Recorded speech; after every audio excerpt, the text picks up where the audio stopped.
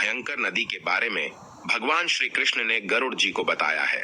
गरुड़ पुराण के धर्म कांड में वैतरणी नदी का विस्तार पूर्वक वर्णन किया गया है। किस प्रकार के पाप करने पर प्राणी को इस नदी से गुजरना पड़ता है तथा इस नदी का विस्तार और आकार कितना है, इस नदी को पार करने में कितना समय लगता है आदि के बारे में भगवान श्री कृष्ण ने गरुड़ जी को बताया है। इसके साथ ही गरुड़ पुराण में अन्य एक नदी का वर्णन मिलता है जिसे पुष्पभद्रा कहा जाता है। यह नदी अत्यंत पवित्र, सुंदर और सुख प्रदान करने वाली है। इस नदी में गिरने वाले प्राणियों को कौन से सुख की प्राप्ति होती है, इसके विषय में भी भगवान श्री कृष्ण ने गरुड़ जी को बताया है। आइए जान लेते हैं नरक की वैतरणी और पुष्पभद्रा नदियों के विषय में। दोस्तों, अगर आप हमारे इस चैनल पर नए हैं तो इसे सब्सक्राइब जरूर करें। इस चैनल पर आपको पुराणों में वर्णित सभी महत्वपूर्ण जानकारी प्राप्त होगी। सबसे पहले जानते हैं भगवान श्री कृष्ण ने वैतरणी नदी का वर्णन किस प्रकार से किया है।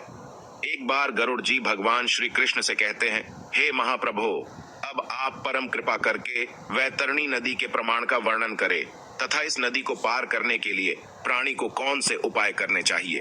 भगवान श्री कृष्ण कहते हैं, हे तार्क्ष्य, यमलोक के मार्ग में जो वैतरणी नाम की नदी है वह अगाध, दुस्तर और देखने मात्र से पापी आत्माओं को महाभयभीत करने वाली है। इस नदी में पीप और रक्त रूपी जल बहता रहता है। मांस के कीचड़ से व्याप्त ये नदी दुर्गंध से भरी हुई है। इसे पार करना बहुत कठिन है। जो प्राणी मृत्यु के बाद इस नदी के तट पर जाता है, उन पापियों को देखकर नदी भयंकर रूप धारण करती है।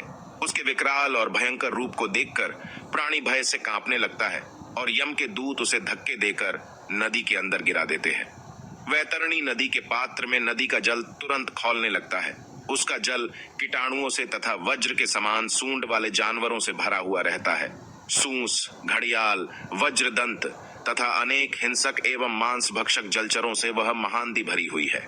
पृथ्वी पर प्रलय के अंत में जैसे 12 सूर्य आकाश में दिखाई पड़ते हैं, ठीक वैसे ही नरक में 12 सूर्य आकाश से उस नदी को तपाते रहते हैं।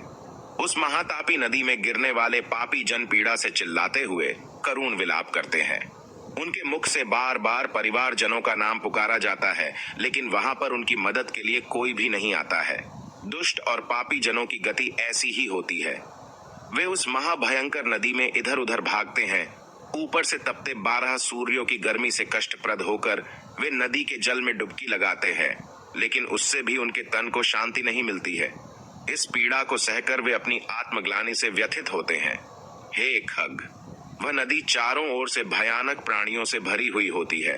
नदी में गिरे हुए पापी उन प्राणियों से भयभीत होकर इधर उधर भागने लगते हैं। लेकिन कुछ आत्माएं ऐसी भी होती हैं जिनके लिए वैतरणी नदी सुख प्रदान करने वाली होती है। उस नदी में गिरने पर उन्हें तृप्ति मिलती है। उस नदी में सुंदर सुंदर सोने से बनी नौकाएं होती हैं। उन नौकाओं में सवार मल्लाह उन आत्माओं से पूछते हैं, यदि तुमने पृथ्वी लोक पर गाय का दान किया है तो तुम इस नौका पर सवार हो जाओ और सुखपूर्वक वैतरणी नदी को पार करो। और यदि किसी पापी ने गाय का दान नहीं किया होता है, उन्हें यम के दूत धक्के मारकर नदी में गिरा देते हैं। नदी में स्थित नुकीली चोंच वाले कौआ, बगुला, उलूक नामक पक्षी उस पर प्रहार करते हैं। जो मूढ़ बुद्धि मनुष्य ईश्वर की, गुरु की, माता पिता की तथा पितरों की निंदा करता है, उनका अपमान करता है, मृत्यु के बाद उन पापियों को वैतरणी नदी में ही गिराया जाता है। जो मूढ़ बुद्धि पुरुष अपनी पतिव्रता, सुशीला और धर्म पारायण पत्नी का परित्याग करता है, उन सभी को वैतरणी नदी के तट पर लाकर धक्के मारकर अंदर गिराया जाता है। जो व्यक्ति उसकी शरण में आए हुए मित्र, साधु, सन्यासी, स्त्री, बालक तथा वृद्धों का वध करता है, उस पापी को भी वैतरणी नदी में ही गिराया जाता है। नदी के बीच में जाकर वे करुण विलाप करते हुए अत्यंत कष्ट भोगते हैं। जो पापी शांत और कमजोर लोगों को अकारण ही दुख देता है, उनके ऊपर अत्याचार करता है, वह भी इस नदी में गिरता है और कृमि उसका भक्षण करते हैं। जो पूज्य जनों तथा गुरुजनों को वचन देकर उसका पालन नहीं करता और मैंने ऐसा वचन नहीं दिया कहकर अपमान करता है, उसका वास भी वैतरणी नदी में होता है।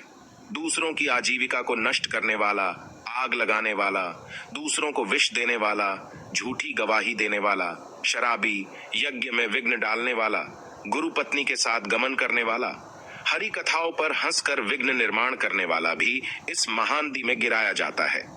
जो व्यक्ति दूसरों को वस्तु भेंट करके फिर से उसे चुरा लेता है, जो सेतु को अर्थात पुल को गिरा देता है, दूसरे की पत्नी के साथ भोग विलास करता है, प्यासी गायों की बावली को तोड़ता है, छोटी कन्या के साथ व्यभिचार करता है, वह भी इस नदी में गिराया जाता है। जो दूसरों को दान देकर बाद में पश्चाताप करता है, मांस का भक्षण करता है, गायों को कष्ट देता है, वह भी वैतरणी में निवास करता है। अहंकारी, पापी तथा अपनी झूठी प्रशंसा करने वाला, कृतघ्न, गर्भपात करने वाला वैतरणी में निवास करता है। फिर 18वें दिन वह आत्माएं यमराज के उस नगर में पहुंच जाती है जहां पुष्प भद्रा नामक नदी प्रवाहित होती है। उस नदी का जल शीतल और सौम्य होता है।